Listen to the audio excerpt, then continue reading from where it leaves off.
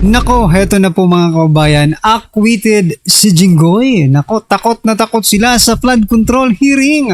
Senator Marcolita, bumilib kay Jinggoy Estrada. Nako, yan po mga kababayan ang ating alamin sa video ito. Pero bago po natin simulan yan, palike naman po ng video ito. Malaking tulong po yan. Maraming salamat po. At eto nga mga kababayan, bago po natin i-play yung video, pasadahan po muna natin itong mga nagtitrending na balita dito po sa social media. At eto nga, unahin na po natin to sa President Bongbong Marcos Jr. Nako, eto po ang kanyang pahayag mga kababayan. Sabi niya po dito, titiyakin ko sa susunod na taon, palalakihin pa natin yung budget para mas marami pa tayong matulungan. Aray ko po mga kababayan ha. Ako, kinabahan ako ha.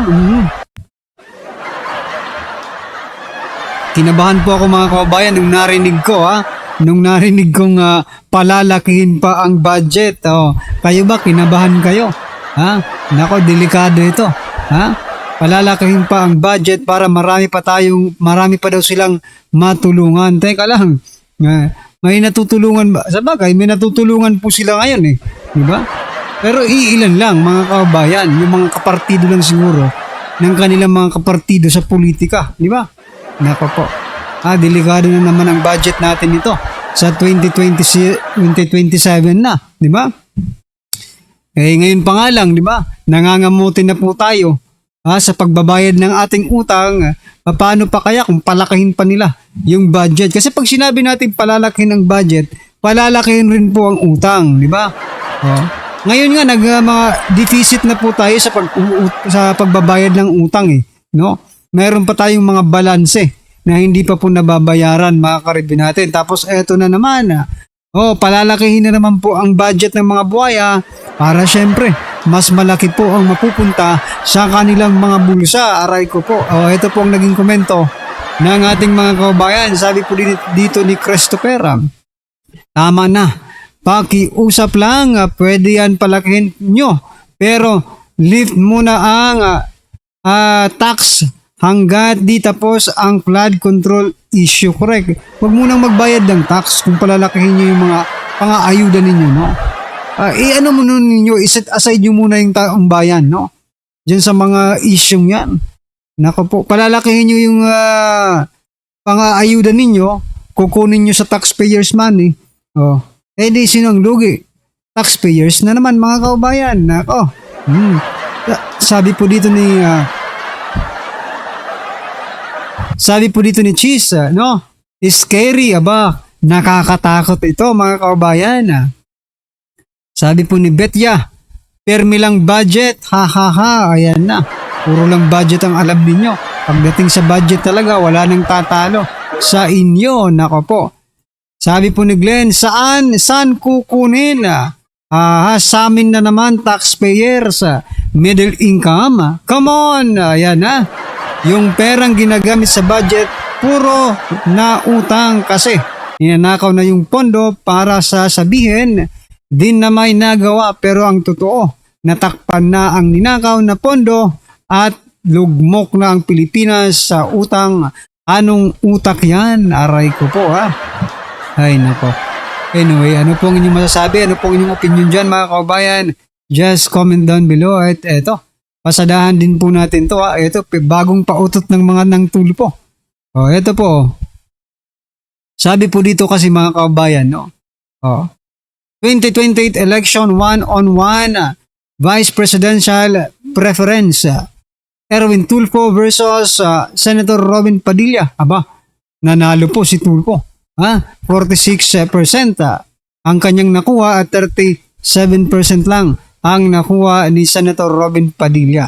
Pero kung pag-uusapan naman po mga kaubayan ang 1-on-1 Vice Presidential Preference, kalaban po ni Erwin Tulfo sa Senator Bongo, aba, panalo po sa Senator Bongo 47% versus Tulfo 42%. Ayan mga kaubayan. Pero ano po ba ang eto kasi bigla ko lang naisip, bakit lumabas agad itong mga balitang ganito, no? Na Vice Presidential Preference agad. Yung mga balita patungkol kay Erwin Tulfo. You know what mga kabayan, no? Papayag ba kayo? For example na lang, ha? Na magkakaroon po tayo ng isang, for example lang, manalo si Tulfo, ha? Whether we like it or not, for example lang, nanalo po si Tulfo bilang Vice President. Ngayon, ang tanong ko, papayag kaya ang taong bayan na meron tayong Vice President, mga kaubayan, na mahilig mag-walk out sa oras ng kagipitan, yung hindi niya na kayang ipagtanggol yung kanyang sarili, nagwo-walk out na lang, di ba? Kayo po mga kaubayan, ano sa palagay nyo? Kasi marami pong nagko-comment that they don't want Erwin Tulfo or kahit sinong Tulfo, no, na maging vice presidente or presidente ng Pilipinas. Ako ay agree naman, no?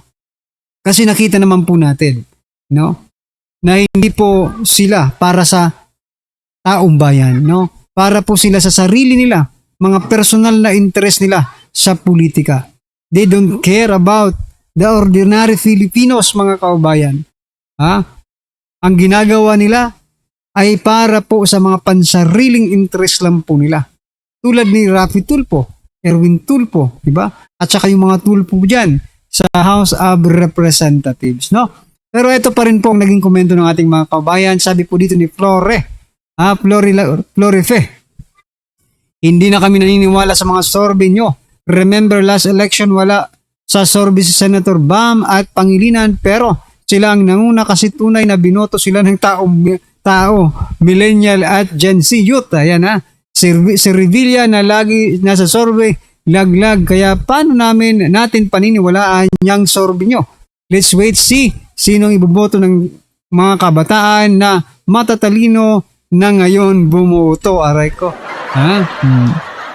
Ang haba naman po ng comment na ito. Halos isang libro na yun, ha. Sabi po dito ni RJ, saan kayo nag-survey sa looban ng TV5? Aha. No to Tulfo, sabi po ni Eraka. Sabi naman po ni Juana, okay, sir ba to? Si George Garcia na bahala kay Tulfo. Aray ko po. Yun lang, di ba? Mind conditioning na naman ang atake nila, correct, no? Mina-mind condition na naman po nila ang taong bayan, no? Yung pagpapakita nila, as always, no? Diyan po sa mga programa nila sa TV at radyo, napapakinggan at napapanood ng ating mga kaubayan, it is also one of mind conditioning, mga kaubayan. Pag palagi mo kasing naririnig ang isang bagay, ang isang tao, ang pangalan ng isang tao, no? Pag palagi mo siyang naririnig, na itatanim sa utak mo, no? Nare-register sa utak mo yung mga pangalan nila. Kaya pagdating po ng eleksyon, whether masama or mabuti po yung kanilang ginawa, pag sila pong palagi mong naririnig, you don't have any choice. Ang tawag po dyan, mind conditioning, no? You don't have any choice but to vote them. Kasi nga, nakondisyon na. Nakondisyon na ang iyong isipan na itong taong ito. Kilala ko ito, pero hindi mo pala namalayan. Nakilala mo ang taong yan sa maling paraan. Ayan, mga kaubayan, di ba? Bending the law. Okay, sila po yon, mga kaubayan. Anyway, ano po ang inyong masasabi dyan, mga kaubayan? Just comment down below. At eto, bago po natin i-play yung video, pasadahan din po natin to, mga kaubayan. Ito, Blunder cases versus Senator Jinggoy Estrada. Ito, acquitted, mga kaubayan. Wetting scandal noong 2001, acquitted. Pork barrel scandal 2014, acquitted. DPWH kickback scheme 2026, pending. Ano kaya ang kakalabasan nito, mga kaubayan? Dalawa na po yung acquitted niya, no? At isa po ang pending. Malamang, mga karibin natin, did you see the pattern? No, maa-acquit yan. Kaso nga lang, grabe po ang pagdadaanan nitong si Senator Jinggoy Estrada. Grabe po ang kanyang pagdadaanan. Maa-acquit siya dyan kasi tingnan nyo na pattern na po acquitted, pending, acquitted yan. Acquitted yan, pero grabe po ang pagdadaanan yan, mga kaubayan. Pero kailangan manindigan sa tama lang. Huwag kang pumunta doon sa kabila kasi ganun din naman pumunta ka, ngayon may kaso ka, pumunta ka sa kabila, inayos nila yung kaso mo. Pag naupo si BP Sara, makikita pa rin yan yung may mga kaso. Yung may mga kaso, tiyak na kasong pagnanakaw, no? Tiyak na i-open yan ulit. Madadali ka na naman. Di bali na ngayon, patunayan mo sa kanila na mali po. Ha? Manindigan ka sa tama. Wag kang pumunta sa kabila. Naka po, gagamitin ka lang. No? Pinipressure ka nga lang nila eh. No? Grabe po yung pang-pressure nila ngayon kay Senator Jinggoy Estrada. Alright. Anyway, ano pong inyong masasabi dyan mga kababayan? Just comment down below. At eto, pasadahan na po natin yung video. Pasok ka. Di ba ho mga kababayan? Yun eh. Pambira talaga itong Magiging dahilan dyan. Ano ang magiging resulta niyan kapag nawasak yung 13? Di sila na uli. Ano ngayon ang mangyayari kapag sila na uli? walang blue ribbon Tatakpan na yun eh. naman nila yung flood control investigation. Nako, na blue ribbon. Doon lang tayo napupunta rito eh. Doon lang. Hindi siya impeachment. Wala ho tayong impeachment na pinag-uusapan. Alam nila walang impeachment. Walang bitaw yung impeachment na yan.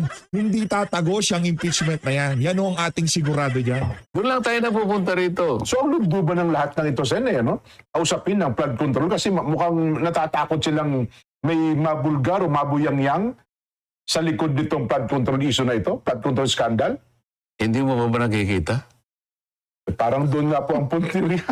Pero teka lang, bakit? Ayaw nila na magpatuloy yun. Ang isang pinakamabuting paraan para sa ganon ay hindi na matuloy yun, kinakailangan sila ang mayorya. Maagaw sa inyo. Ngayon, nagsisimula pa lang kami, di ba? Organization pa lang. Opo. Papunta pa lang kami. Palagay ko sa Lunes, baka mag-announce na si SP Alan. Opo. Magtawag na siya ng schedule ng Blue Ribbon. Mag-schedule na po. Baka Lunes mag-schedule siya. Ayan, naku. Kasi alam mo, kinakailangan niya mag-schedule kasi hindi naman kagad nagagawa yun dahil sa kinakailangan naming masatisfy yung notice. 3 araw ang notice kasi, Jen. Tama po. Bago makapagpatawag. So, alam mo, gusto niyang magpatawag ng Webes o ng dapat Biyernes. Monday pa lang. Monday, ilabas na yung mga notices. Kung At sino-sino. pagkatapos, ino-notify lahat yung inaakala niya na dapat ay maimbita at sila ngayon ang humarap sa pagkakataong ito sa pagpapatuloy ng investigasyon. Nako, balikan ko lang sa yung kay Senator Jinggoy. Kaya pala nung kayo na maging majority, parang may lumabas sa social media, ang pinapipili daw prinsipyo o plunder. Ay, Totoo mukhang yun. nanindigan sa prinsipyo ata si Senator Jinggoy. Totoo yun. Alam mo, kaya ito gusto ko sabihin, hindi naman dahil sa kaibigan ko siya. Ano? Opo. Nakita ko rin naman yung pressure na ina-apply sa kanya. Kahit sino siguro, tao ka lang naman eh. Di ba? Lalong-lalo na kung alam mong wala ka namang kasalanan at plunder ka agad ang kakaso sa'yo. Alam mo naman, kahit ano bang pangangatwiran mo sa ilalim ng kanilang pagpo-prosecute na ito, wala kang kalaban-laban eh. Wala kang kalaban-laban. Kapag pinail nila sa Sandigan Bayan, arestado ka kagad, kulong ka kagad, ganon kasimple. Ang mangyayari ron, nahiwalay nila sa amin, hindi siya makakapag-attend ng hearing. Opo. Yung mayorya, malulusaw nila. Yun ang kanilang pinupuntahan. Ngayon, pag-isipan po ninyo, kayong mga kababayang nakikinig. Talaga bang interesado sila na i-prosecute si Senador Jinggoy? O interesado lang silang maibalik yung mayorya sa kanila? Kasi kung talaga may kasalanan yung tao, ba't kinakailangan mong gipitin? Ba't kinakailangan siyang umalis? At sasabihin mo sa kanya, para hindi ka na mahirapan. Ikaw naman, ilang beses ka na namin kinukumbinsi. Kumalas ka lang sa kanila, wala ka ng kaso. So ano ba talagang gusto nila? Gusto ba nilang malinis o may katiwalian sa nagaganap sa ating bansa? O kailangan nilang sila yung maging mayorya para pagtakpan ang isang bagay na kinatatakutan nila mula't mula pa? Nako. Ito dapat yung pagtukoy, malaman na ng taong bayan kung sino-sino. May idea na tayo, formality na lang ito eh. Formality na lang. Anong dahilan dyan? Bakit pati ako'y kinasuhan ng plunder? Ako na lang kasi ang nagsasabi na ipagpatuloy natin ito. Wala nang iba. Ito yung kinatatakutan nila. Ngayon, kapag ito'y nagpatuloy at natukoy natin sila, yun ang gusto nilang hadlangan. Ah, Yun ang gusto nilang matakpan. Nakita mo naman, nung sila ang mayorya, Opo. nakita mo ba naman, 9 buwang singkad. Totoo.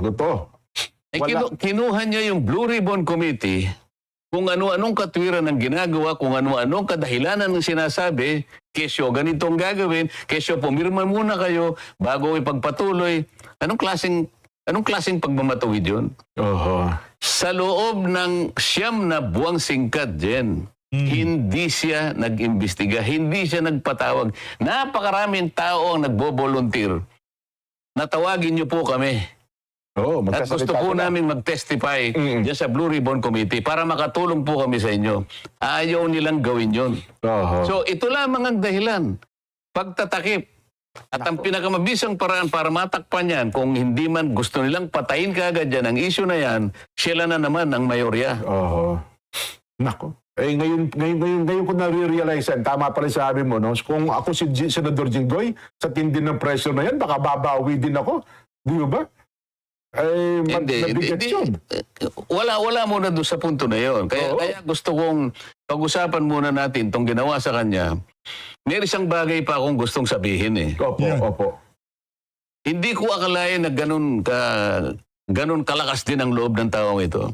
Yun na nga. Oho. Siguro kung sa iba nangyari ito, Tiklop na. napakadali na wag kang magpakulong.